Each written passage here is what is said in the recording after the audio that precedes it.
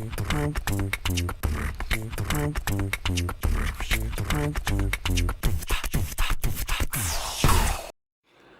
Bapak Ibu, saya Christopher dan hari ini saya ingin sharing karena banyak yang tanya sama saya. Chris, asuransi buat anak itu perlu nggak sih? Karena mereka kan masih kecil. Nah, saya akan bahas di video ini ya. Kalau kita ngomongin asuransi kesehatan ya buat anak, maka ada beberapa alasan yang perlu kita pertimbangkan sehingga kita perlu membelikan asuransi. Yang pertama, mereka anak-anak, mereka belum bisa jaga diri seperti kita yang dewasa. Jadi kalau kita udah dewasa aja, kita tidak bisa memastikan bahwa kita tidak akan perlu butuh asuransi.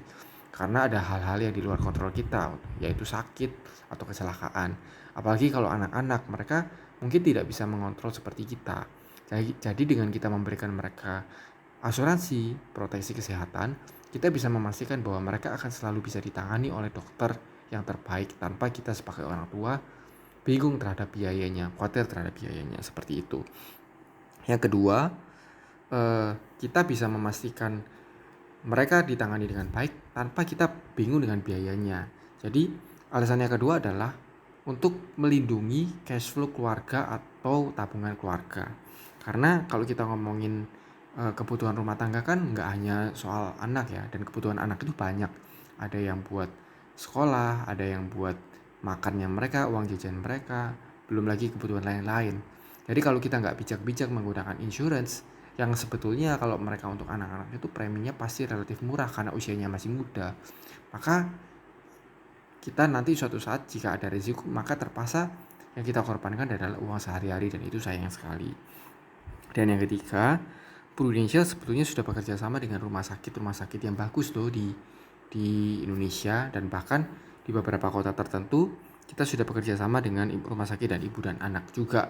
Jadi nanti bisa hubungi saya untuk detailnya, rumah sakit mana aja ya. Nah teman-teman, berikutnya saya juga akan sharing bahwa ini adalah kasus yang paling sering muncul di klien-klien saya pada anak-anak ya. Jadi tujuannya di sini saya hanya menginformasikan ya bahwa kasus-kasus seperti ini sering dan biasanya muncul ya. Yang pertama adalah infeksi saluran kencing. Ini paling sering ya, terutama kalau pada laki-laki yang belum disunat ya. Yang kedua, demam berdarah dan tifus ya, itu juga lumayan sering ya. Untuk nomor satu dan kedua ini gejalanya pasti pertama-tama demam, tetapi dokter nggak bisa langsung tahu ini demamnya karena apa, cuma bisa menduga-duga. Makanya dia lebih baik rawat inap supaya dia bisa cek macam-macam dari kencing, dari darah, dari macam-macam, baru ketahuan. Yang ketiga adalah kecelakaan pada anak. Kecelakaan pada anak ini bukan bicara kecelakaan lalu lintas saja, tetapi misalnya dia bermain lalu jatuh, baik itu di rumah maupun di sekolah. Ini juga cukup banyak.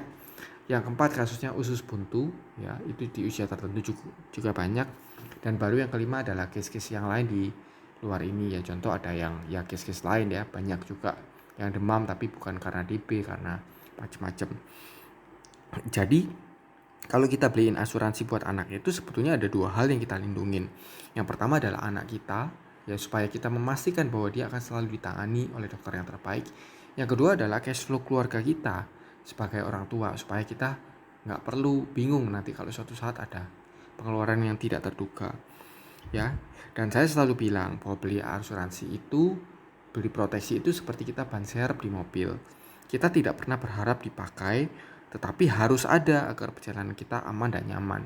Jadi kalau dibilang, aduh saya nggak ngarepin sih anak saya sampai masuk rumah sakit, saya sebagai orang tua harus jaga. Betul, saya setuju. Makanya kita memperlakukan asuransi sebagai anak sama anak ini seperti ban serep pada mobil. Kita tidak pernah mengharap kita harus pakai, karena kalau pakai kita harus berhenti dan kita harus pasang atau kita harus panggil mobil bantuan ya, dan itu memakan waktu. Akan tetapi kalau kita mau perjalanan jauh pasti harus ada, karena jika tidak, jika ada resiko, maka resikonya akan lebih ribet nanti. Sama juga kalau kita punya asuransi buat anak, itu harus ada walaupun kita tidak pernah berharap memakainya. Karena kalau kita mau bilang perjalanan panjang ke masa depan, jangan sampai nanti keuangan keluarga yang dikorbankan. Oke, nah bagaimana programnya? Teman-teman boleh lihat video saya mengenai Prurap Healthcare Plus dan PSS, yang linknya nanti bisa saya share ya. Untuk detailnya program itu bagus banget ya, nanti bisa dilihat di situ. Oke, terima kasih Bapak Ibu, Tuhan berkati.